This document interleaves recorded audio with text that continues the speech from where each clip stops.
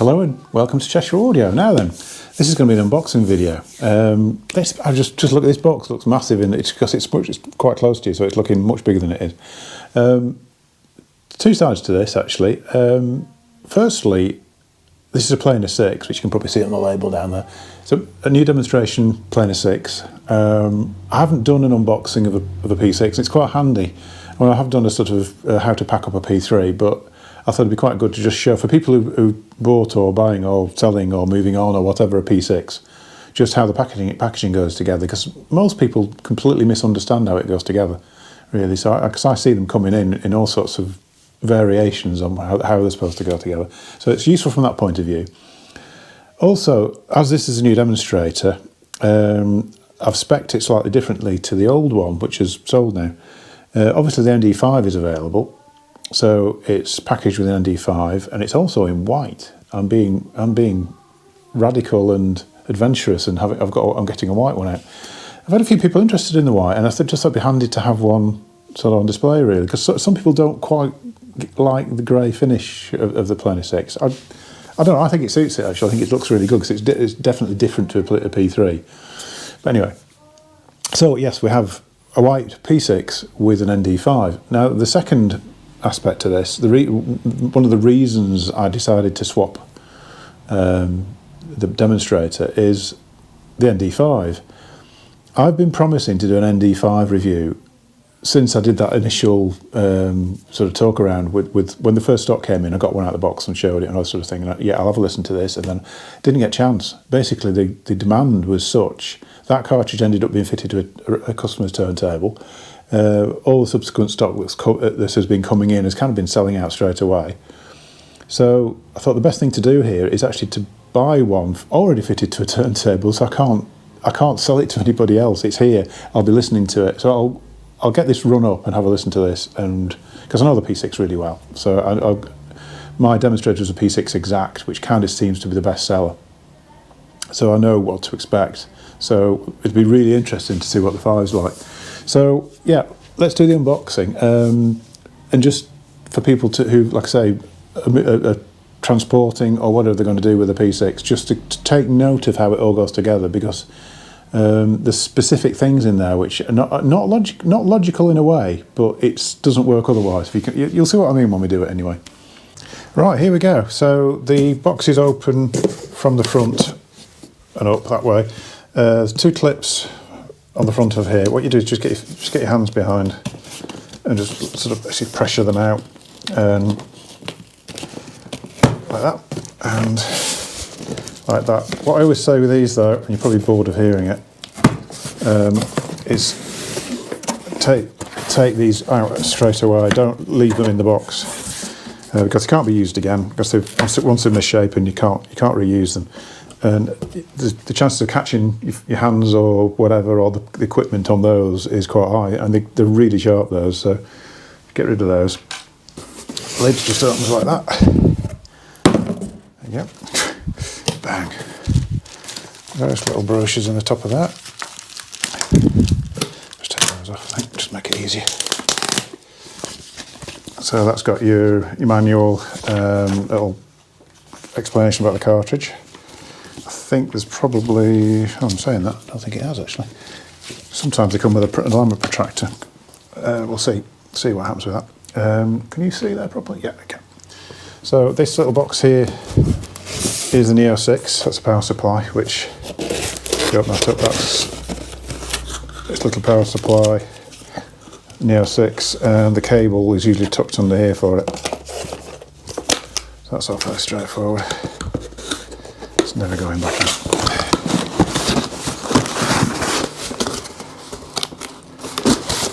So yeah, I'll get that out later on. Now the thing to do with this is to get your fingers under that way and lift. Your hand underneath, take the box away. So you'll notice you've got your two end pieces, lid, turntables underneath, and there's a bit of cardboard inside the lid there. It's a bit of tape. Leave me alone. So what you do is just pop off the end pieces while it's on the floor, and you should be able to just drop it down to the floor. Now the lid, this is the bit that people always get wrong. Inside the lid is this piece of card, and within that piece of card is the platter. And what I've found with people is that they'll put the lid onto the packaging, but they'll leave the cardboard piece out, and then they'll put that in last on top, which means the gap from the top of the lid to here is too short. So you've got about nearly an inch. And if that's not held down properly by the piece of card, that can come loose and move around in the box. And that's really common. I've had loads of like second-hand decks and things brought in, and they've not placed that piece properly. There's a little hole in it there that locates it. But yeah, so that's the thing you have to watch. So let's try and drop that out. So got the lid, got the packing piece with the platter in it. The map's in there as well. This piece, which, like I say, is supporting the piece of card with the platter and the lid, that's got the counterweight in it. And within here we've got, take that bit of packing.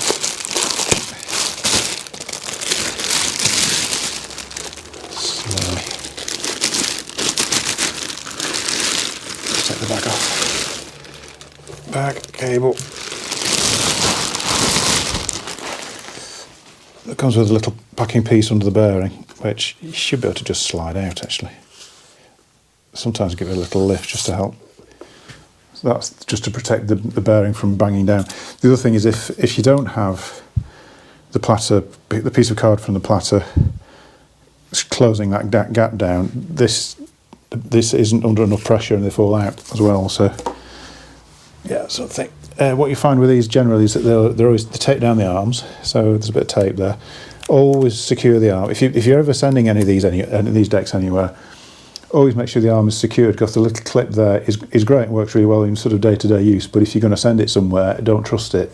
Get a bit of what's that stuff that you use for wrapping up bread and things like that, or a bit of like electrician's tape like Rega use, just to fasten that down. And never, never, never send them anywhere with the counterweight on. Always take the counterweight off. Rega always puts a bit of tape on the cartridge. Got this stuck to me. I'm in one of those days today where things are sticking to me and won't leave me alone. Get off me. Oh, good grief. Done. Yeah, a bit of tape on the cartridge, so just very, very carefully with this. Sometimes I have to resort to scissors with this, you know. This isn't so bad. It's not as bad as with the Exact and Elise. They used to double it over, and you had to sometimes just snip the corner of it to get it off. Done. So there you go. What I'll do now is I'll just move the camera and we'll set up on the desk here. So just have a proper look at it. Okay, so when you put it together, you kind of forget how light these are actually. If you can just pick up a P6 like that, there's absolutely no weight in the plinth at all. First job, this is a stereophile top tip. First thing you must do with a P6 is plug in the power supply cable. So this is the power supply cable for the Neo 6 TTPSU power supply. Little almost DIN-like plugs. I can't remember what you call these now, but they're very similar to like a DIN plug, and they fit. And I was trying to see if I can show you this without dropping everything. Right underneath. So if you've got the platter on, getting under here is a bit of a night. You can't tip the deck really, and you don't really want to tip the deck with the platter on. So you want to plug that in first. The plug looks like it's a completely round plug. It's slightly, the pins aren't quite symmetrical. The way to do this is there's a flat. If you have the flat to the top and plug in, if I can do that actually on camera without dropping anything, it just plugs in easily. But if you don't sort of suss that the flat goes to the top, it's not easy to see which way it's supposed to go. So that's that in. I've got right and mess with the cable now. Because obviously you wouldn't normally do it like this. So put that down the back. And counterweight. I tend to do next really. Actually, you probably wouldn't do that next, would you? But put counterweight on. Almost all the way in. Take off your guard. Everything's set to 0, 0 on there, 0 on there. Move the counterweight around until you actually find the 0 point, which is around, I would say around there, making sure that's down. That looks like 0 point. You do get a bit of float because it's still kind of sensing the magnet. All this about having the stylus a millimetre from the record and everything, I'd ignore that. It's too difficult. But yeah, it just drifts a little bit. So now we can just put on the 1.75 on there. That gives you the weight at the front.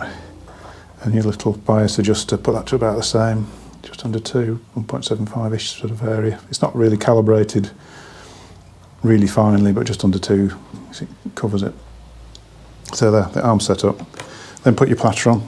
What I haven't done is brought some scissors up to disconnect, to take the tape off. Where are we? So we can do it with a finger. Disconnect, what am I talking about? Okay. We're in. Done it without scissors. Making a right mess of this, because it's doing things on camera is very different to actually doing them in real life.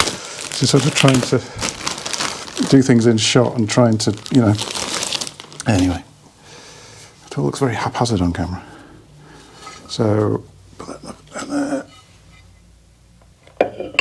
You notice the P6 is a double sort of layer of glass, and it's sort of chamfered out. It's like a two-piece bonded together.